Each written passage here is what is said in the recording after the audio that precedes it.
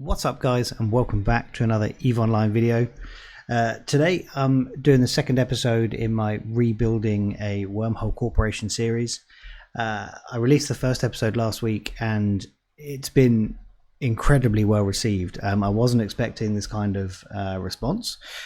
So it's actually been a little bit overwhelming. So thank you to everyone who, of course, has watched and commented. There's also been a bunch of people that have reached out to me in game. We've got a bunch of potential recruits and everything. It's been a really exciting week, but there's been so much happening as a result. Not just with the recruits, of course, which does take a bit of work vetting and things, but then groups reaching out to offer collaboration, small high-set groups wanting to work together, other wormhole groups wanting to collaborate, people offering advice, which has been really nice, and just generally people reaching out for a chat and things, which has been excellent. If I haven't gotten to responding to you guys properly yet, please believe I will. I really appreciate you reaching out. I will get to it. It's just been an incredibly busy week as a result. And I've been prioritizing like the recruitment side of things this week with my time. So yeah, really appreciate everyone and the response. It's been really quite overwhelming. And as a result, I feel like I need to get on and produce this video so we can get up to speed. Exciting for me though, to know that there's an appetite for this kind of content. And so we'll see how long the series goes and if you'll stay interested as we get going. So where were we? In the last episode, I think we just got to recapping what had happened, the eviction, why we ended up where we were, the complacency and mistakes we'd made. I'll link episode 1 in the top left if you haven't already seen it, so you can go back to that. And then basically what we did to kind of reset and start fresh. So that's where we've kind of left off. We've got a group of 8 to 10 active players, I think. And we've just kind of wiped the slate clean in terms of membership and restructuring our alliance off and all that kind of stuff. So from here, what's next? We're starting fresh. What do we need to do to progress from this stage?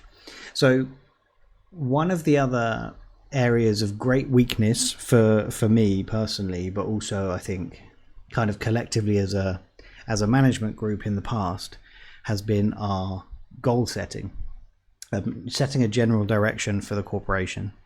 And one of the reasons we've struggled with that generally is, we're a group of guys that have been flying together now for, me and Hot 5 years. The rest of the directors have been involved for 3 years. And we like flying as a small group. And so we were just kind of content with how things were. So we didn't really have goals. Our goals were to just continue enjoying ourselves in wormhole space. And while generally I think that's okay for us, we did find, I wasn't very good at managing it, a lot of people join the corporation and want direction. They want goals. They want to understand what the plan is. They want to know the belief behind the corporation and where it's going, which is all absolutely valid, of course. And so we've had some great pilots in the past. We had a really, really good group about 18 months ago, but a lot of them left because we didn't give them enough confidence that we had a plan and the corporation had a goal. Because honestly, we didn't. We were just happy with what we were doing. So this time around, we are treating that differently. We have established, I'd say, medium-term goals. I think we're still not 100% sure where we want to end up. Like, I know I don't want to run a corporation that's eventually going to compete with Laserhawks. I have no interest in doing that. That's way too much work and effort.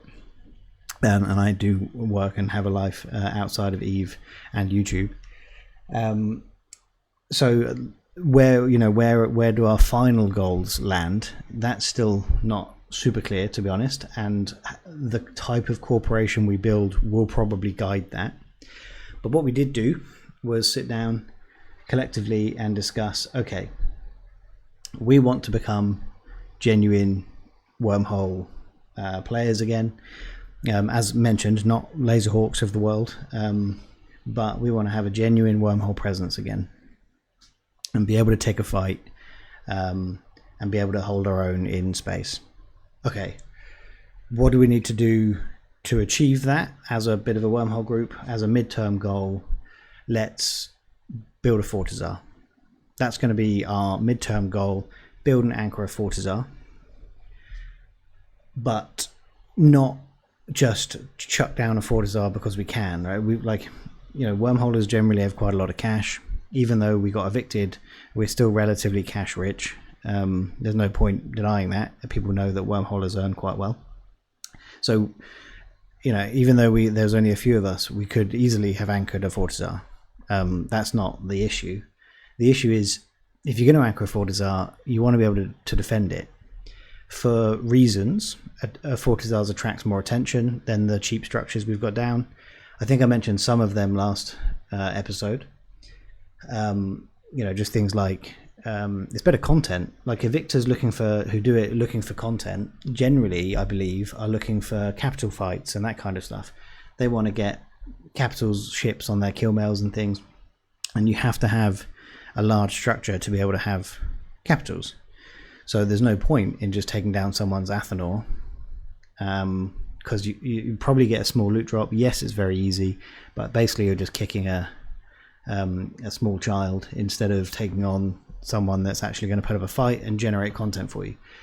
And in JSpace, content is a big driver behind most of the things that happen, more so than like just ISK and paydays and stuff.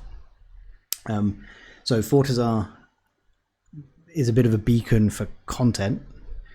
So we wanted to be able to effectively defend it. If you're going to anchor a Fortizar, that is midterm goal.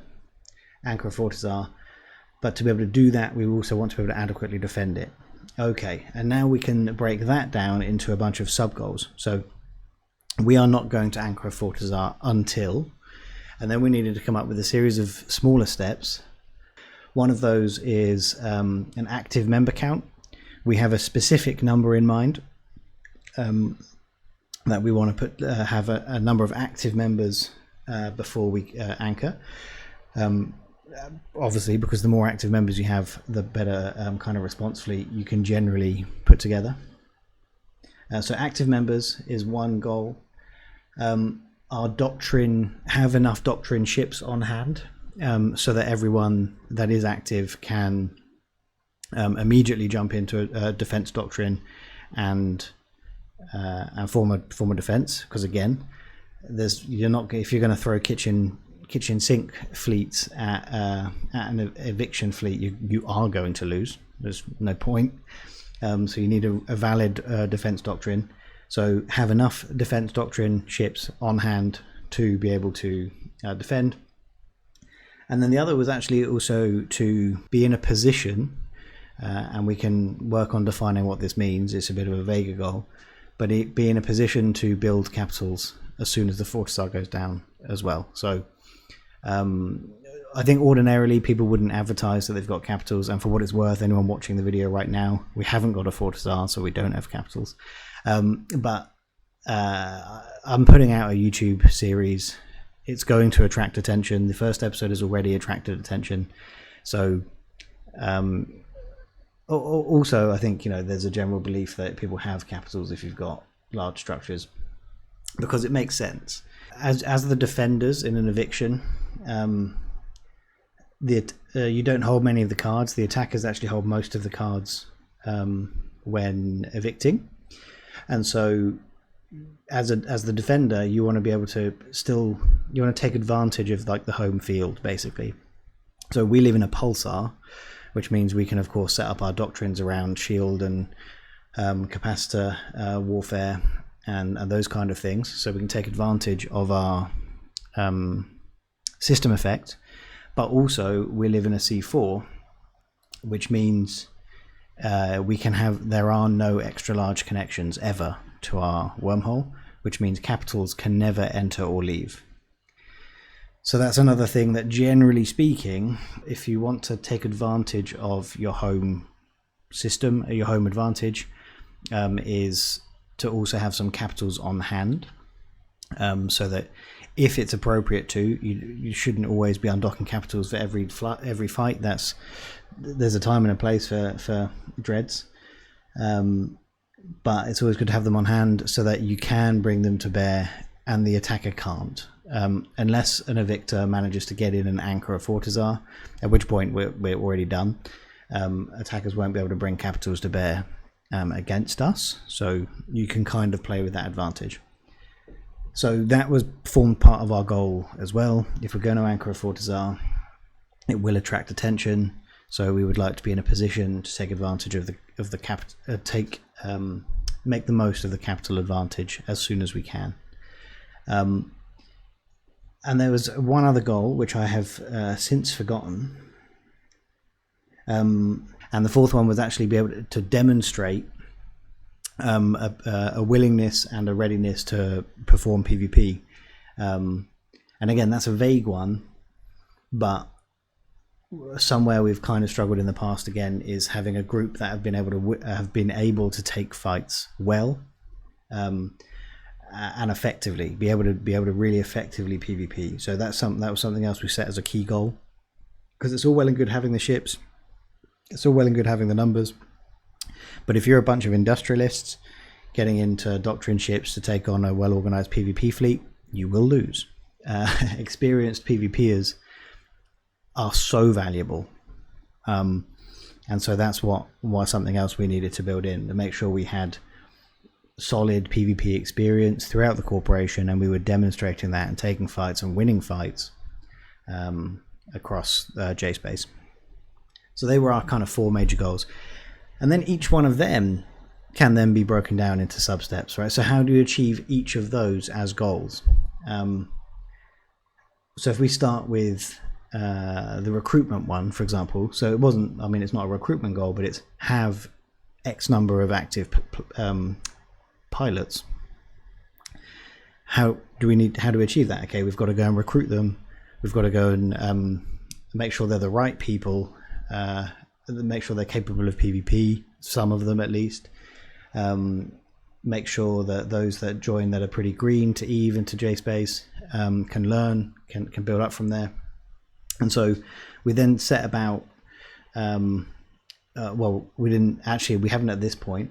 We just knew that we needed to start looking at our recruitment. So actually what I will say, because I think the guy deserves a shout out here, because he's made a genuine difference to everything we've been doing.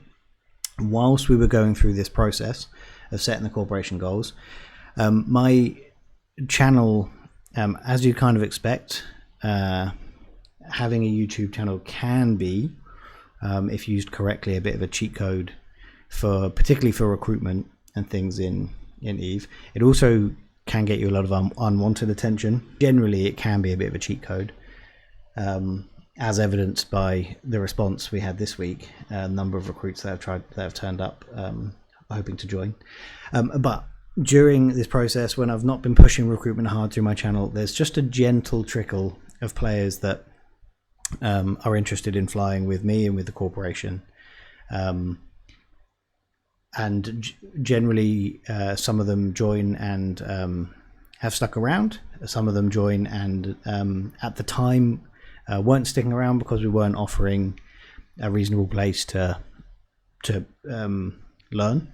I will admit that we weren't offering enough support for newer players, so they would then move on, which is absolutely fair enough.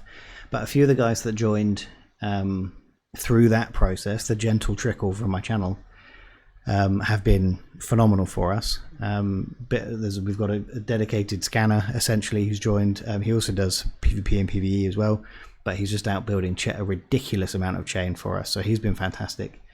But the person I do want to shout out is Babies. He reached out to me because he'd rejoined the game after some time from his last corporation. He took a bit of a break and then has come back, and he reached out to me to see if he could just offer some support and advice, and we had a bit of a chat, and I thought actually I'd quite like to bring him on board, and we chatted further and so on and so on, and he's joined up. But he is someone who has a huge amount of recent experience in building and managing corporations. He has demonstrated that across 2 of EVE's major platforms, right, Echoes and EVE Online. And he's one of these sadists that gets all of his enjoyment, all of his satisfaction on Eve from the enjoyment of others. So it's a super valuable asset to have around, because his whole ethos behind the game, we, as Disaster Area, it's an ethos we share. It's just difficult to dedicate yourself to it. Babies dedicates himself to it completely and gets all of his satisfaction and enjoyment from making the game more enjoyable for everyone else. So he's come on, and he came on during this process when we were goal setting. So we asked for his advice as well, what kind of goals he'd set to build his previous corporations. And that's where kind of some of these goals have come out of and we've aligned on. But yes, I bring him up because he has had quite a major impact on how we've approached our rebuild. So the goals were one element. We knew generally what we wanted to do, and we set those kind of major goals. But then Babies has done kind of supported us with how we achieve each of those goals. And so, for example, the recruitment space, it was Babies that wanted to make sure that we had everything in place. It all makes sense, of course, when you sit down and really and give it a moment's thought. It all makes absolute sense. But we needed to make sure that we had the infrastructure in place to support recruitment when we start doing it properly. So it's all well and good just having some people join. They receive a welcome mail, and then you just you've got to chat to them and hope for the best. That works for some people, particularly more experienced players, but it definitely doesn't work for everyone, and even the majority. So we set about putting together a one-pager on all the kind of important information, with links out to some of my videos, links out to other documents and things that support how Disaster Area operate in JSpace. So on that one pager is our ship naming convention and how it works. There's instructions on how to scan and set our bookmark, all our bookmarking processes and nomenclature. There's how to use Pathfinder in there, and a link out to a private video I've done on how to use Pathfinder, and all that kind of stuff. The corporation's buyback program, obviously this is in bulletins as well, but if it goes to this central repository, people can go to one space and they can understand exactly how things are functioning, what their expectation is, and all that as soon as they join. So, and then that is then linked out from the welcome mail. So we had to restructure the welcome mail to have all that correct, produce this one pager, which took a little while because there's a lot of information. We needed to get it from the right place. We needed to make sure it was written correctly, add some videos if necessary, because it does help. And so putting that together took a little while, and we didn't want to push major recruitment until that had been done. So that's just kind of an example of the stepped goals we've had to put in place. So starting from, we want to anchor and defend a Fortizar, we've now got, okay, to do that we want X number of active pilots. Okay, to achieve that we need to go out and do recruitment, and before we can start recruitment we need to have a bunch of these things in place. And so of course in those minor things at the bottom, having the admin set up correctly is mostly a management decision, but then we also want to engage and bring on board and use these goals to help inform our member base of how they can help and how they can help run the corporation and make it grow and things. And so again, using recruitment as an example, we then were looking at our member base and seeing those who they didn't have to be with us for that long, although we knew we could trust them if they'd been with us for a little while, but it was how they behaved and what they were doing and things. And we could see one player in particular, he had been with us for a little while, but every time we got a new player who'd kind of trickled in from my channel, or someone had shot them in space and invited them to join up, we as leaders, we didn't have the right infrastructure in place, and he was always taking it upon himself to give them advice, tell them how everything was done, correct them if they correct them very politely, because it is important. If bookmarks were done incorrectly, teach them how to do it, make sure their ship was named correctly. And he was spending so much of his time voluntarily, without talking to any of us and without trying to seek any credit, making sure that individuals, when they join the corporation, were able to do things correctly, and not just for the benefit of those individuals, but for the benefit of the whole corporation, right? Because if the bookmarks are wrong, I've said in other videos, if bookmarks are wrong, it's a nightmare for everyone in JSpace.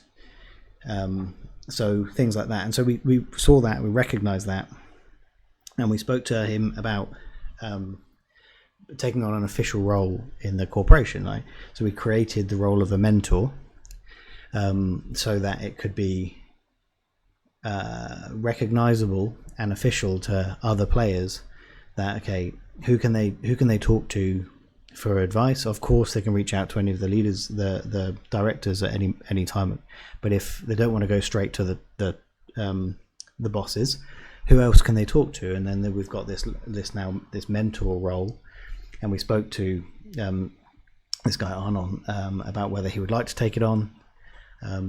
He said yes, so it was a way to recognize him for what he'd already done, and also to provide players someone they knew they could reach out to that was experienced and would be able to help them as they join in.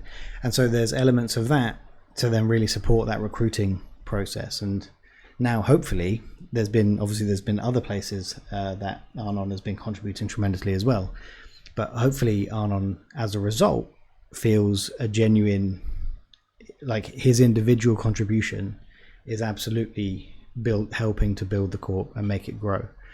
And so just by having a goal and breaking it down further, and publishing these goals and making them correct, we've been able to now really give players a sense of purpose. And the same thing goes into doctrine ships, right? Of course, as I've mentioned about the same as anchoring the Fortizar, we could just go and buy a load of doctrine ships, get them into the hull, and in a couple of days have a well-stocked wormhole.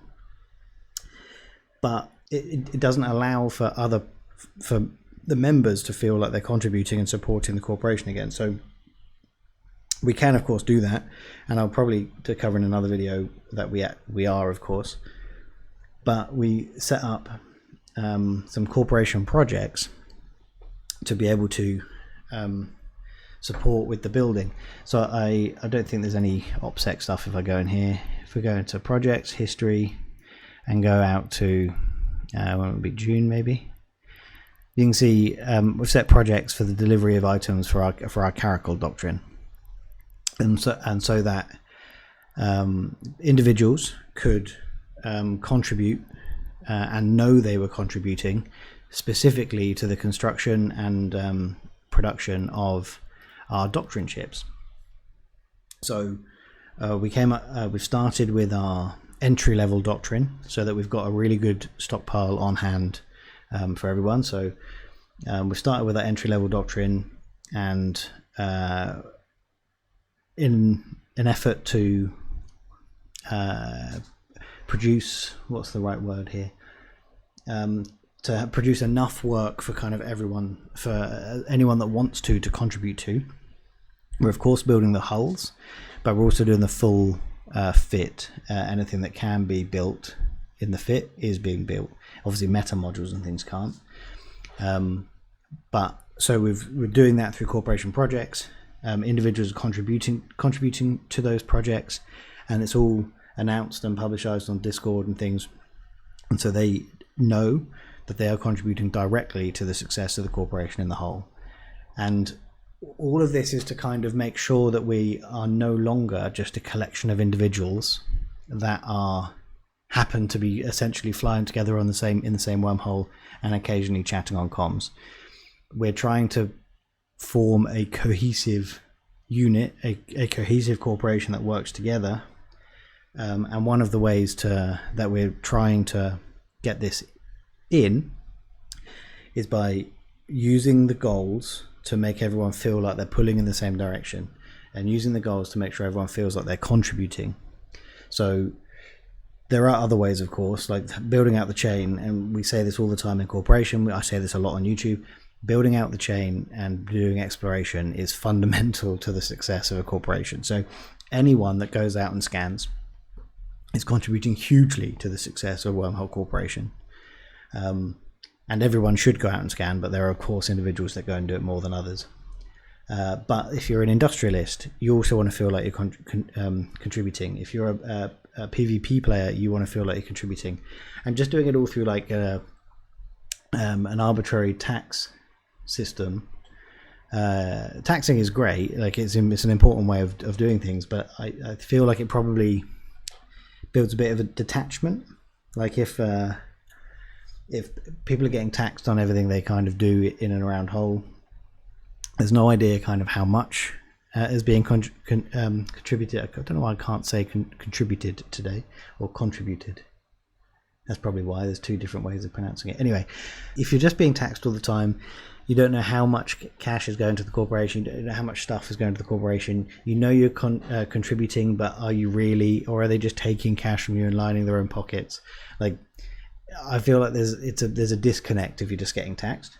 So finding ways to get around that and still have people contribute is something we're trying to work on still. I think we've made a good start, but we're of course trying to work on it throughout to make sure people can keep doing that. Now, I actually spoke longer about corporation goals than I intended, but it's a really important topic for me.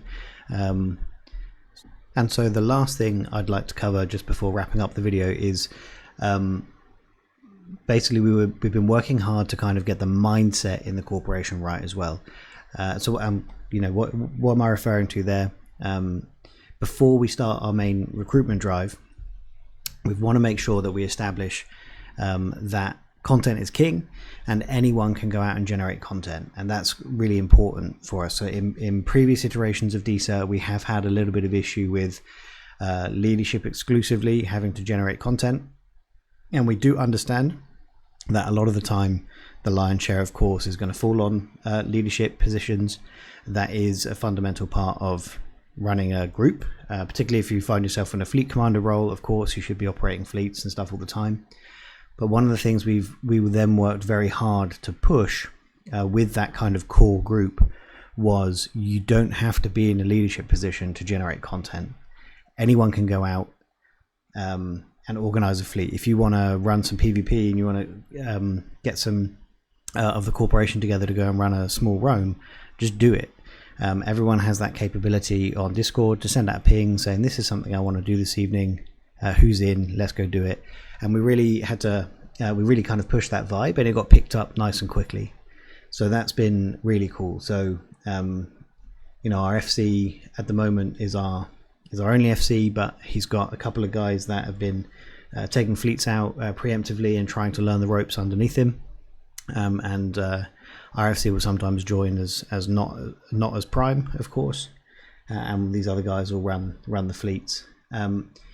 Same with PvE content, encouraging people just to have a chat, roll off connections, and go out and do stuff. Go ratting, go gas huffing, undock a booster if you've got one, put out a ping, and have people join you on a boosted mining or huffing fleet.